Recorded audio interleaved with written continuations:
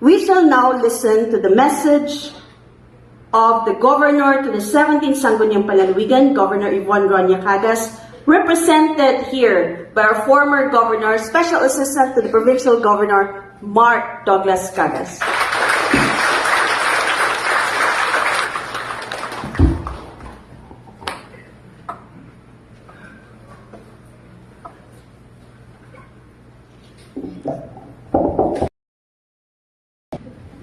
Thank you very much, Vice Governor Yvonne Cagas Fernandez.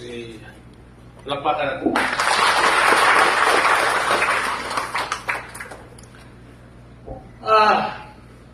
As I was looking to speak, as he was introduced, the Vice Governor said that he's pro tempore, meaning the majority floor leader and the most senior board member. I was always of the impression that either Nong Peli Latasa or Badondo de los Santos were the most senior. Now I know for a fact that Merlin Bello is indeed the most senior board member in the 17th Sangguniang Panlalawigan. The reason for being senior would be debatable, whether it be years as elected board member or probably because of age. Which is really which? Having said that, I'd like to apologize on behalf of the Governor. She's not here because she's in Davao City. She went to an allergist. Is it an allergist? Doctor's allergy? Allergologist. Okay, because the schedules given by the doctor were either today, this afternoon, or on July 7. But on July 7, we'll be attending the burial of Davao Oriental Governor Tita Cora Malaniaon. No? So, apologies for her absence, but she's asked me to represent her. So, here I am. The Vice Governor, Ka-Anyag nga kahaponon sa imuha, ma'am. The honorable members of the 17th Sangguniang Panlalawigan, Davao del Sur, Ka-Anyag nga kahaponon kaninyong tanan, together with your families and friends, the Secretariat, the department heads of this provincial government, and even some members of local media. Once again, good afternoon. I am very much pleased that the Sangguniang, the 17th Sangguniang, is actually able to render a reporting not only to the employees of the provincial government, but more importantly to the constituencies that we serve, lest that will be accused that none of you are actually performing. That is worse. Okay? That is why it is my presence this afternoon here is somewhat nostalgic on my part, somewhat deja vu, because I was here before and kaning magunita o rostrum, basta ako magunit, maka-addict ni, minus yun ang 10 minutos. In the House of Representatives, the puesto, which I always delivered speeches and interpolated anyone, was rostrum number or podium number 4. Because just like this one, I have a panoramic view of everyone. And I had access to the video screen at the House of Representatives. Hoy, wala ko yung vision dagat congressman na. Nagsulti lang ko. Isod na kaya nga ma-misinterpretan. Okay? But anyway,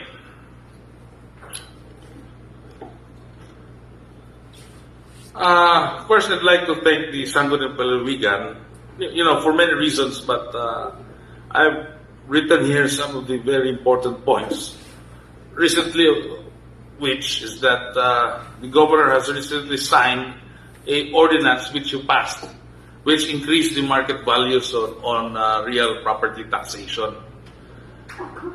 Thank you very much, SP. Okay?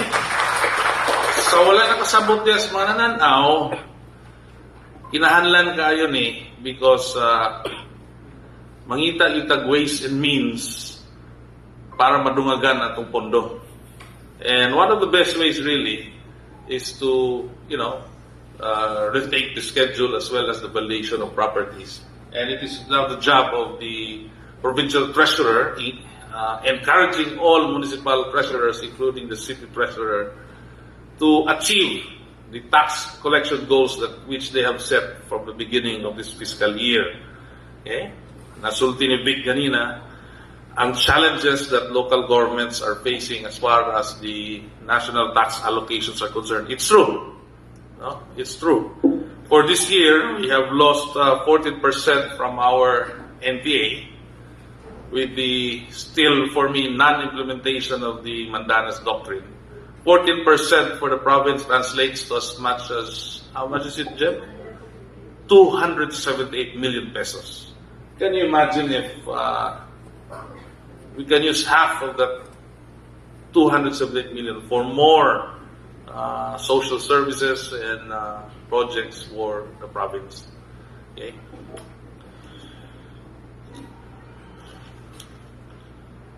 I'd like also to thank the Sangguniang Panlalawigan on behalf of the governor for passing the much-needed loan. Okay? It's very important. Todo Cagas once had a dream of ngutana siya. Kung ikaw taga-Digos ka o taga-Davao del Sur, kung sa may masunti ninyo sa inyong mga parente sa abroad or mga higala nga mahinumduman dayon nga parte sa Davao del Sur. Kung sa may ikabot ninyo dito sa Digos ang experience, adi ninyo dahil malimtan. One which will make you very, very proud. And so, Governor Cagas saw that vision of building the Douglas Cagas Sports Complex. With your help, we have found funding for constructing, not just probably, but I am certain, one of the most beautiful track and field ovals, not only in Region 11, but through the entire country. The stadium itself, the architectural design itself, would become the tourist attraction itself. We're not even talking yet about the facilities. Okay? Later on, it will not only be composed of a modern track and field, but we shall also build an indoor badminton court, which will be composed of 4 indoor badminton courts, together with also a mini grandstand inside the indoor badminton courts. Okay? Bleachers, yes, bleachers. Now, the Vice Governor made several suggestions, and all her suggestions shall be incorporated into the final design of the stadium. Wala pa nang pakita because the engineering, our PO, still working on all details, no? Which we shall submit later on to the Bureau of Local Government Finance, and after the BLGF, we shall submit it to you for the enactment of a financial ordinance through a supplemental budget. Dili man na siya pwede implement kung walay pagtugot sa SP, pinaagi sa usa ka ordinansa.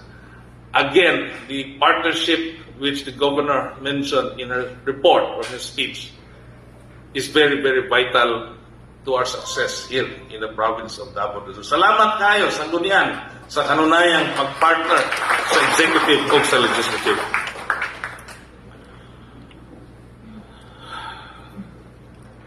Kani wala niya appeal sa loan, but our tennis court is almost complete.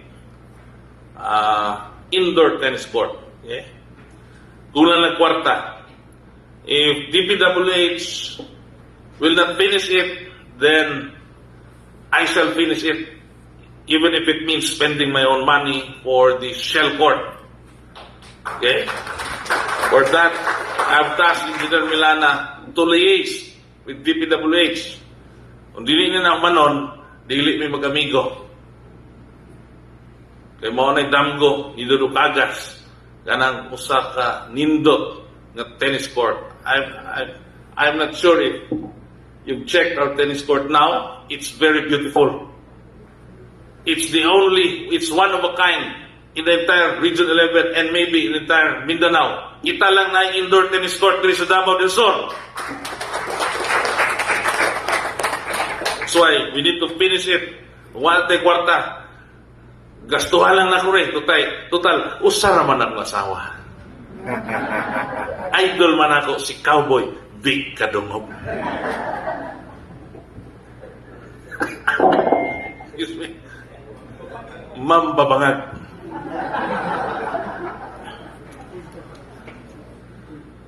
Part of our loan also has been allocated for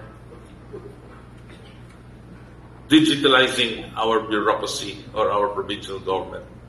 This is very important. This can lead to more transparency. Number one, transparency. Number two, we can help entrepreneurs or businessmen by easing the doing of business here in our province of Davao del Sur. And hopefully, once our financial condition of the province is stable, meaning there will be no more businesses, hopefully we can streamline the government bureaucracy of the province. Okay?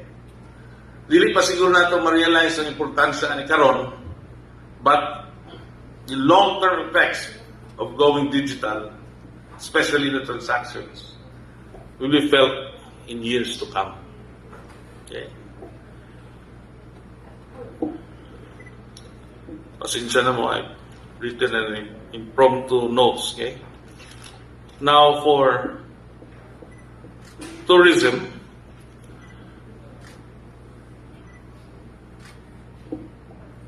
for future purposes, maybe sa next na tong araw, or even before, we should encourage our fellow Dabsuranon to come up with our own culinary identity.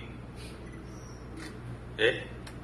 Because when you talk of Pampanga, for instance, they have their own original sisig, they have their own kare-kare.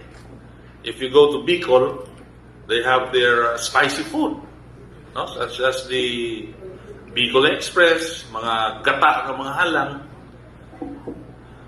I'm seeking the help, or Governor Bon is seeking the help of the intelligent members of the board to let's come up with something which would encourage actually our people, our Dabsuranon, to come up with a culinary identity. If we have to spend money for it during araw to encourage like some sort of a contest, then we should do it. But we should start mind conditioning and encouragement now. I am a fan of Sandy Daza, the chef, no? Kaya ang iyang mga ginikanan na amiga po ni Mami. Whenever he visits places, it's always about food. He's a foodie.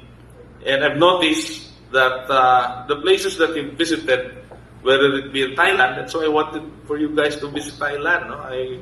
I got the idea from Sandy Dasa actually. They have their own food.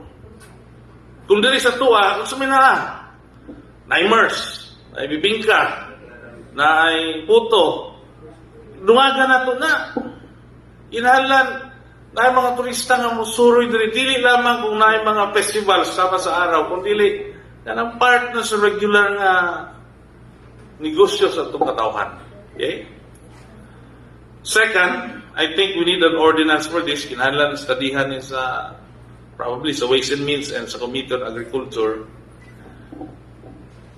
Ang atong mga vegetables and rice, sama sa report karon ni Board Member Merlin, ang rice lang nato sa Region 11, no? Kita highest producer sa rice, niya dunay surplus. Atong gulay sa atong kabukiran, it's being brought to Davao City and other adjacent provinces. Our coffee, we've started our coffee, no? We've been exporting our coffee. But we need the branding of our products. Branding meaning that this rice or this coffee must be acknowledged that they are from Davao del Sur actually. Ang kanang mga patatas ang ibaligya sa Davao or asa ba? Patatas, pichay, ano ba yung ulan yun? Carrots, cacao even. It must be acknowledged nga gikan din sa Davao del Sur. For example, wala ko giitira. There's a big cement billboard. It says there Davao Cement, but it's not from Davao. It's from Santa Cruz, Davao del Sur. Ako lang i-suggest sa boss no sa Bugaya. Yahe kayo ito, adlo kaya.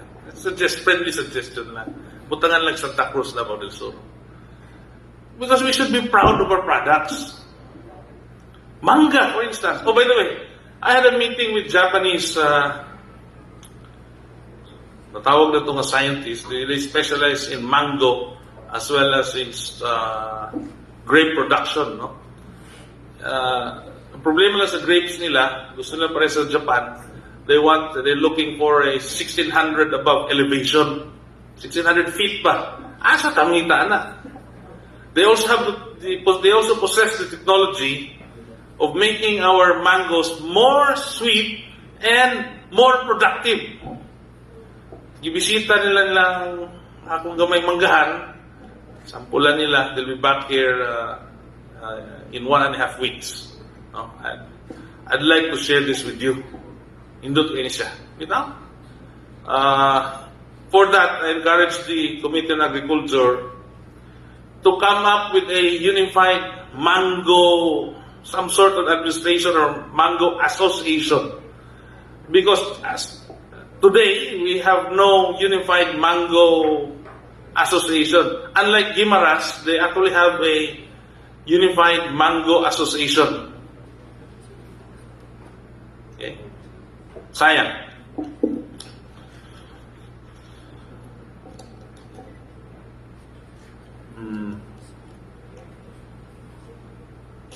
Okay.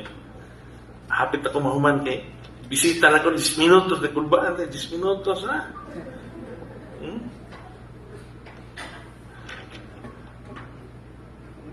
Okay.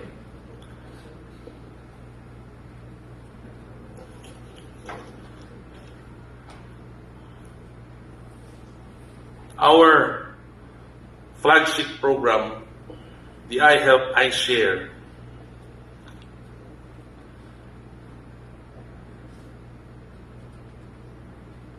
karon lang ako na-realize recently, we're always in line with the President's social economic development agenda. In fact, he calls this the 8-point socio-economic agenda, which encompasses the entire 2023 General Appropriations Act.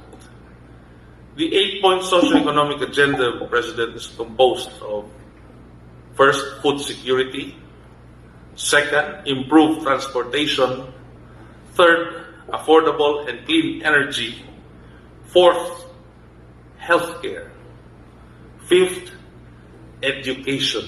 Okay. Palo pilagi alat sa education sa national government. They have allotted 778.6 billion to ensure the safe reopening of schools. Okay. This covers the provision of DepEd and CHED, okay, with 720.4 billion and 13.7 billion, okay, for CHED and DepEd. Okay. TESDA gets also 16.2 billion pesos under the 2020 General Appropriations Act of the President. Okay. Fifth, the President has also emphasized social services in his 8-point socio-economic agenda. 7, very important to him, is the sound fiscal management. Okay? The main revenue arm of our national government is composed of the BIR as well as the Bureau of Customs. These agencies of government form the what we call the DBCC, or the Department of Budget Coordinating Council. This is the main agency which is tasked to line up and put in 6 books the proposed General Appropriations Bill, which is to be submitted to the House, started because all revenue and tariff measures emanate in the House of Representatives, and a similar measure shall be passed also in the Senate, and later on reconciled in the Bicameral Conference Committee, and then ratified in plenary to both houses, and then submitted to the President. That is the process. Okay? And I share, including our program on peace and order. I'm very happy. Maybe you've heard, okay, our Tupad Pangako program has actually become a model not only for Davao region but in the entire country itself. No less than the President acknowledged the effort of the province for sustaining and maintaining the zero insurgency situation in the province of Davao del Sur. Without your help, members of the Sangguniang Panlalawigan, Ma'am Gigi Ilano, who is not here, si Ma'am Gigi of PSWDO, would not have been able to implement the necessary repatriation measures or livelihood trainings and kwarta. Kung dili tungod sa Sangguniang Panlalawigan sa pag-aproba ninyo sa atong annual budget, dili nato ma-reintegrate ang atong mga former rebels.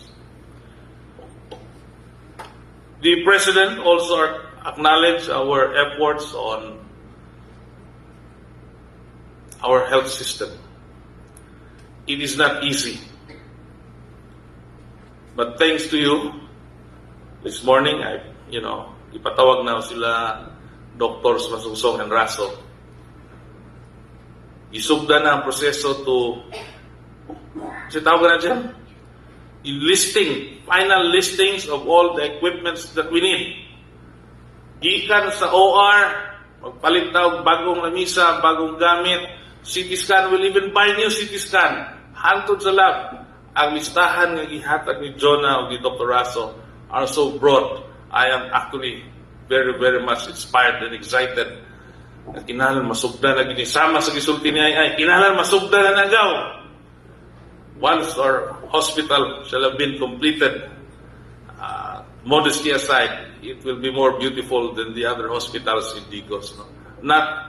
We're not a competition to our friends in the private hospital business, but we should make a Ka-Anyag hospital. Okay? Uy, mamuana! Without your help, members of the SP, 17th SP, kanindam ko na ito panindot ng hospital, murag dili na ito makabot. All of these things we've done through our local efforts. We haven't yet sought the help of the national government. Reserve lang na. Okay? Ipakita sa nato, mga kaya nato dire. That we can stand on our own first. That we can rely on our own industry and our own imagination, in our own commitment and dedication, that we can actually do things that, in the words of Board Member Lucetos, can make a difference to people's lives. The engineering office has already submitted its plan for the new building. They submitted it to the DOH for the DOH's approval. Once they bring that back, then we shall submit it to the BGLF, correct? And then finally to you guys. It's going to be beautiful, no? It's a proposed 3-story building with a bridge, no, parang bridge, para dili ang purpose dili na moagi sa ito. ER ba to sa ubos? Mas separate na sa taas with basement parking, and I've made sure, or rather, we've made sure nga part of the money will be used to develop the entire grounds of the provincial hospital to make it truly maanyag. While at the same time, karon pa lang, we've asked Doctors Razo and Masongsong to scout for more nurses, to train nursing attendants so they can help in our emergency rooms. I've talked to the head of the TWG, Technical Working Group of the Committee on Health, under Bongo. I've raised the concern already. Part of their proposal was katong GX sa DOH, katong nangalagpak sa nursing board exam na with grades of 70-74, ikan to rin sa tuwa nga idea. Pero wala man. Wala daw, di na pwede, kay lagpak doon. Dr. Raso ganiha informed me that the number of enrollees in nursing schools have increased. That's positive, okay? So, mag-meeting me with Rolly and with the local finance committee, will make modifications in our scholarship program, especially by next year, when we anticipate that there is a 6.7% growth as far as our national tax allocation is concerned. Magpa-eskwela ng tao, mga nurses. The only provision that we need to discuss with COA and with Attorney Pancho and our legal team is that, are we allowed? Because our present provisions only allow kanang college sa Davao Luzon, di ba? Maybe we need to make changes. Kanang college ng bagay, kaning mga nursing, med, or law, yan tawag ng graduate studies or graduate school. This is the main hurdle. No? I will have it studied. We'll do this because we shall require these nursing students who become nurses later on to render back service to our provincial hospital. And we shall write the letter also to the new Secretary of DOH to go easy on his plan on not asking sweldo for national hospitals. Because the present Secretary of DOH, he used to manage PGH. No? But PGH is a national hospital. Pinagi sa sulat ni Gov. Yvonne, that I'm sure will reach his desk. Okay? Ipahibalo lang sa iya, ha? Ipahibalo lang sa iya, ha? Nga, doon na biyay mga locally run hospitals sa mga probinsya, ha? And it's not easy. Okay? Now, with all due respect to the local governments of Davao Oriental, I was informed that they've sought for the renationalization of their provincial hospital because it's not easy. But remember, DOH will not accept a devolved provincial hospital and bring it back to the national government kung dili siya kumplito. And kita na rin, hindi ka mo sugot nga i-nationalize. I know it's hard, it's challenging, but that's the beauty of governance, is it not? Kung puros na lang sayon, how can it be sweet later on? But if we succeed in fixing our healthcare system, then it will be, the victory is 10 times sweeter, Honorable Latasa.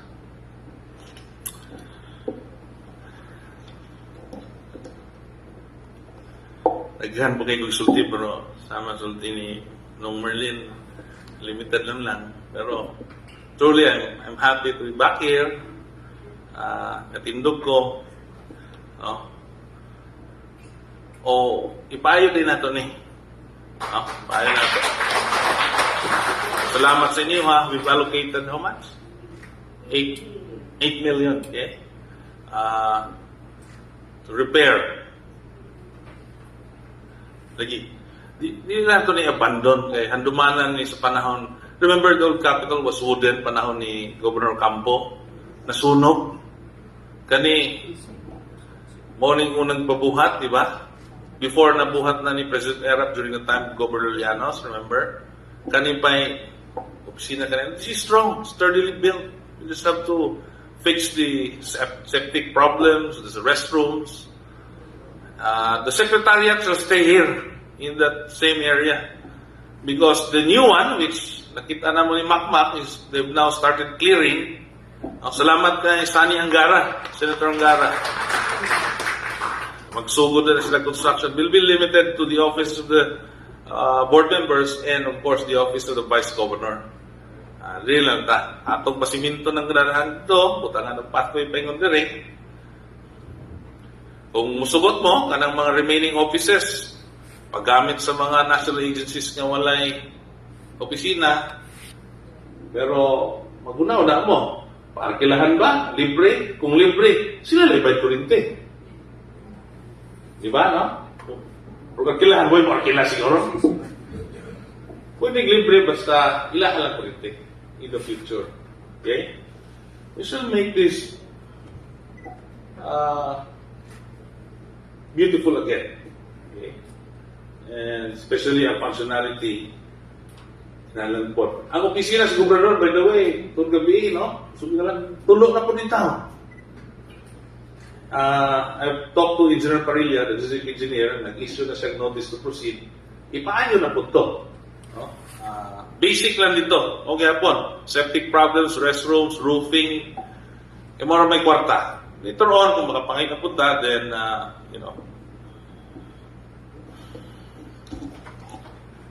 finally, before finally. Finally, I'd like to, before finally, I want to thank all of you for approving our budget on special events. Most of you, if not all, have attended our week-long different activities of our 56 Araw ng Davao del Sur. I don't know if you agree with me, but I think nga ang tanang activities sa karon nga araw na ika-56 nga araw sa Davao del Sur nahimong mga malampuson.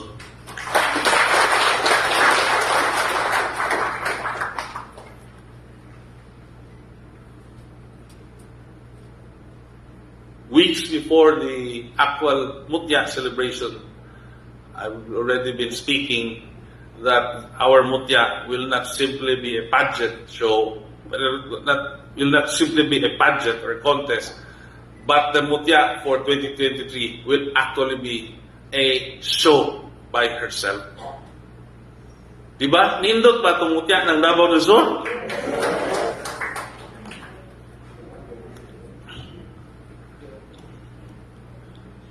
Katong tanang specs ato, from the lighting, the sound system, the LED, the stage, we're all actually binibining Pilipinas standards. Okay?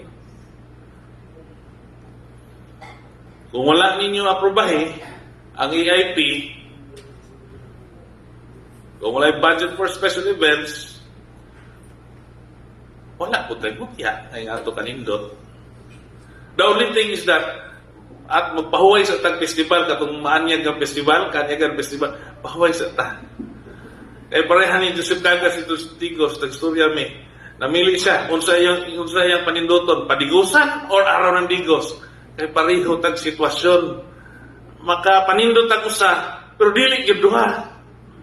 I guess naka-decide si Joseph nga murag ngihang panindoton ang padigusan. No? Kaya, kuha po na sila kwarta. Okay?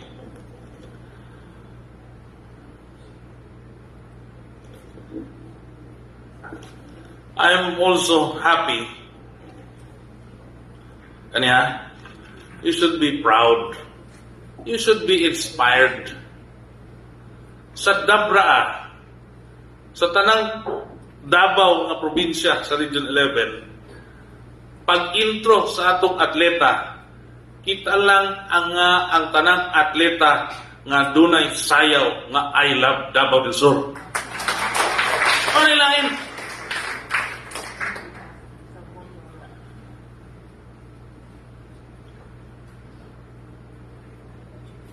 That's why when the song is being played, let us pay attention to it and dance to the tune with gusto and with love.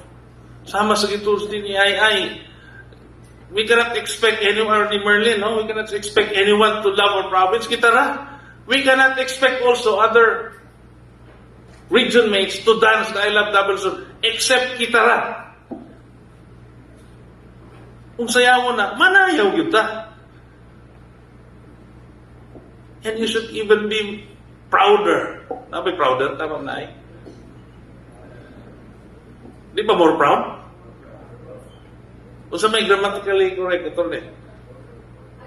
Either ako, sorry. Pangita mo glaing probinsya sa Pilipinas nga nanayaw o provincial song or provincial dance in front of the President, wala na ilain ang Davao del Sur lang. So when that song is being played, let us see to it nga manayaw kita. Bahalag kita kabalo mo sayaw. Bahalag parihatan Engineer Milana mo sayaw nga gahi kayo. Let us dance it.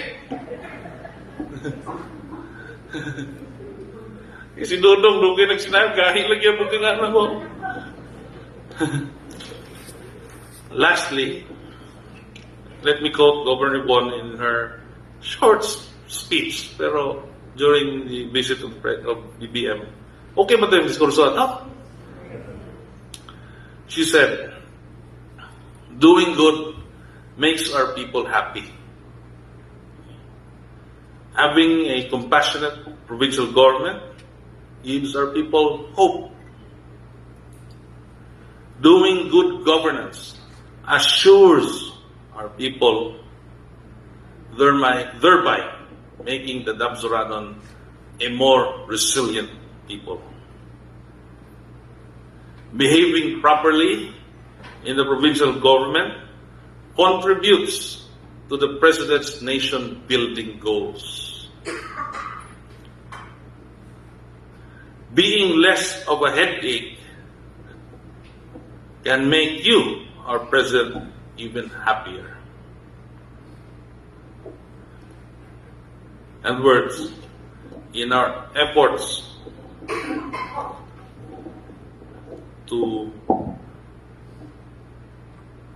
let us do things. Let us not try harder. Let us simply do things properly here in the provincial government. There is a difference between trying and doing. Okay? In doing, there shall be no excuse for failure. Okay? I'm happy I brought here my copy of the Philippine Star last Sunday, and we are actually in the picture of page 4 of the Philippine Star. No? Once again, we brought our province to the map, and this should inspire us not to try harder, but to do more. In doing more, we can truly achieve more. Salamat, 17th Sangguniang Panlalawigan. Salamat, Vice Governor Nayan. It's been an honor for inviting Governor Yvonne here to speak before you. Ka-Anyag, nakabunos ka na.